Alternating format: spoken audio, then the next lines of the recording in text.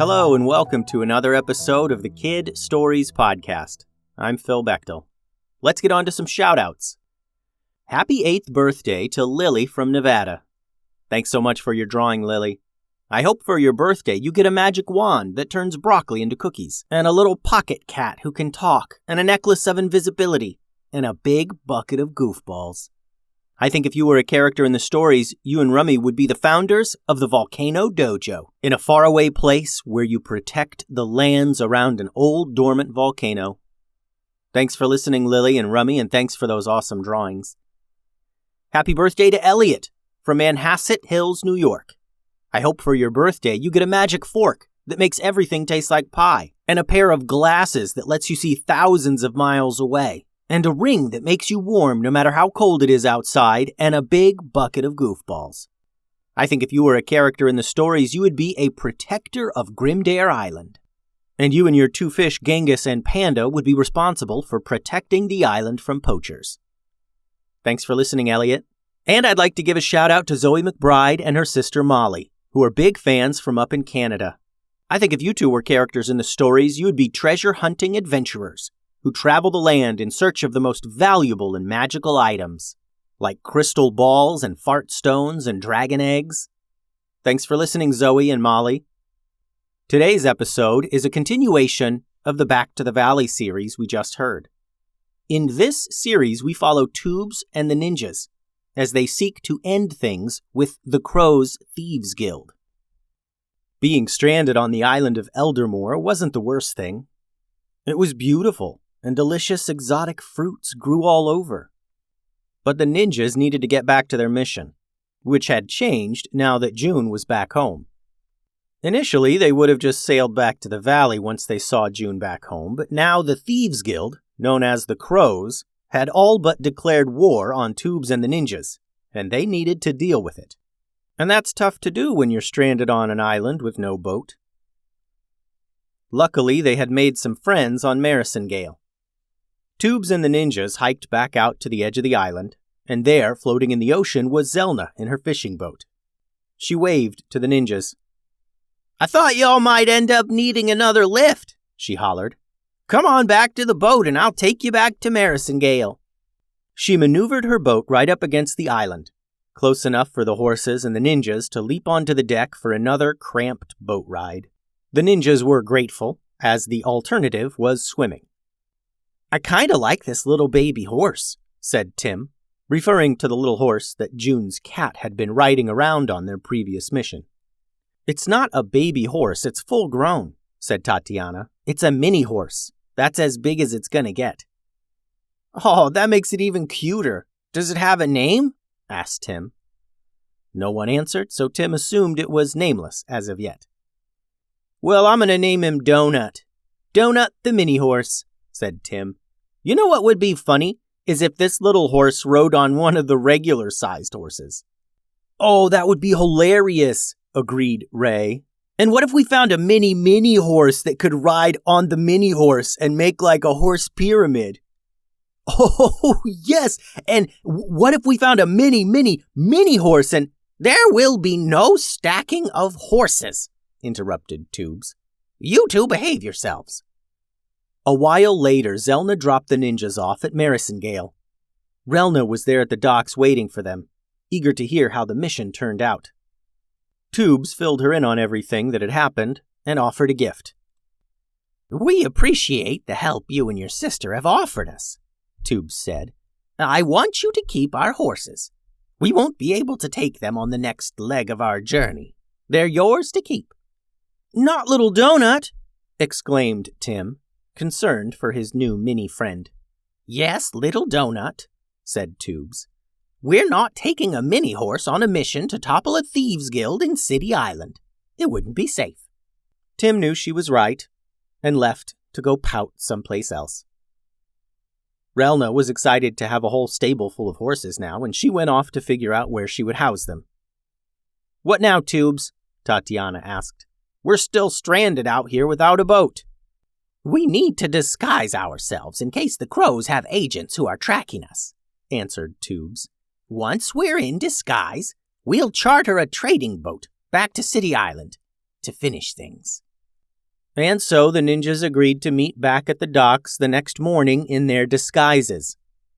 Trading boats came to Marysongale often to buy fish and sell other things, so it would be easy to pay one of the trading ships to give them a ride to City Island. The next morning, everyone met at the docks in their disguises. Stella was wearing a cloak with a hood that she pulled down over her face. Tatiana and Boulise were dressed in the professional clothing that traders wore. Ben and Tubes were dressed as royalty in fine suits. And Tim and Ray had purchased a two-piece horse costume. Ray was the head of the horse and Tim was the rear end. They walked clumsily down to the docks, having difficulty matching each other's steps while sharing a horse costume. "Are you kidding me?" asked Tubes once the brothers got close enough. Ray said nothing.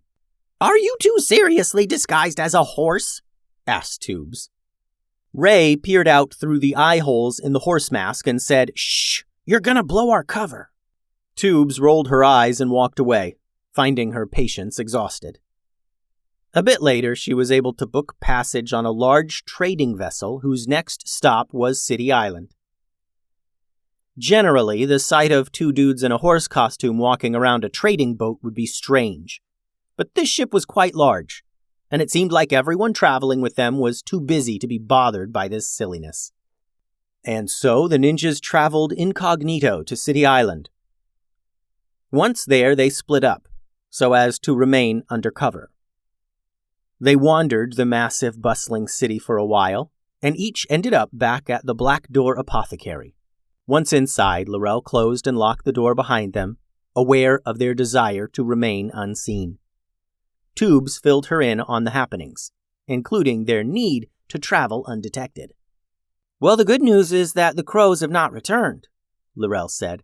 "They're still away from City Island, and there's only a few guards at their safe house right now, though they could return any minute." "In that case, we need to work fast," said Tubes. Ray finally removed the huge horse mask as he and Tim climbed out of their disguise.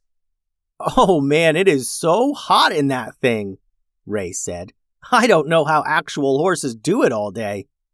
They were both dripping in sweat from having been in a horse costume for most of the day.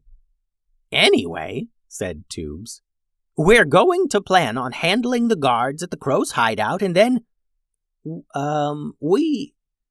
Well, I guess we haven't got that far ahead." "I say we empty the place out completely," began Tatiana. "All their stolen loot, the furniture, rugs, everything we find in their hideout, we drag it out." "And do what with it?" asked Tubes. "We give it away," said Boulise. "We passed 2 orphanages on the way here. I'm sure there's tons of other places in need that could do with some free stuff." The ninjas thought about it and realized that there would be no way for the crows to retrieve all their stuff if it were simply given away throughout the city. The island is too big for them to find it. And they would come home to an empty safe house and they'd be broke. And while they're in their safe house, going wild about all their stuff being missing, we'll be on the docks leaving in our boat, added Stella. That final part of the plan sealed it. Sailing back home in their own boat and leaving the crows in ruin was the perfect ending to this mission.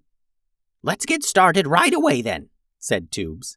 Tim and Ray got busy climbing back into their horse costume. "We'll distract the guards," said Ray. "We're kind of masters of disguise, you know.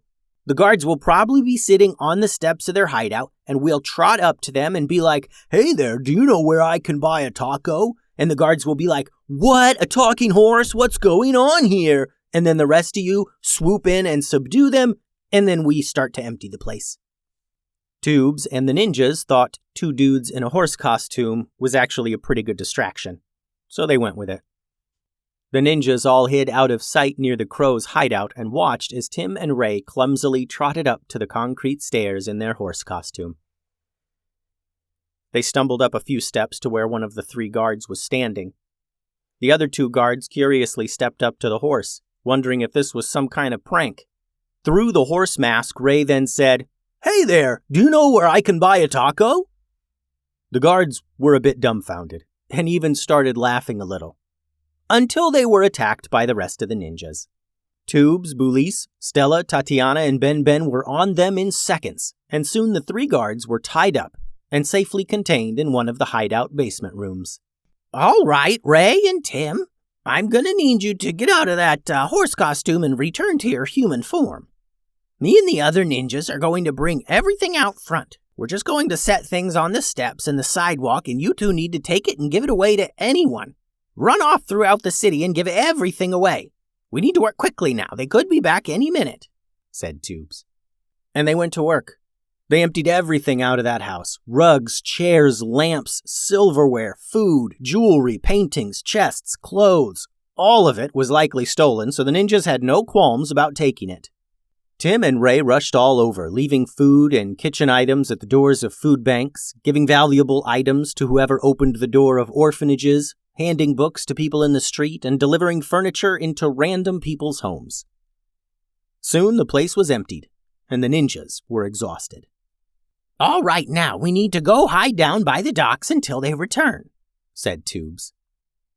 And the ninjas took up positions down at the docks of City Island, hiding in plain sight, waiting for the crows to return. The end. Thanks for listening, friends. The website is kidstoriespodcast.com. Send all your drawings and things to kidstoriespodcast@gmail.com. Adios.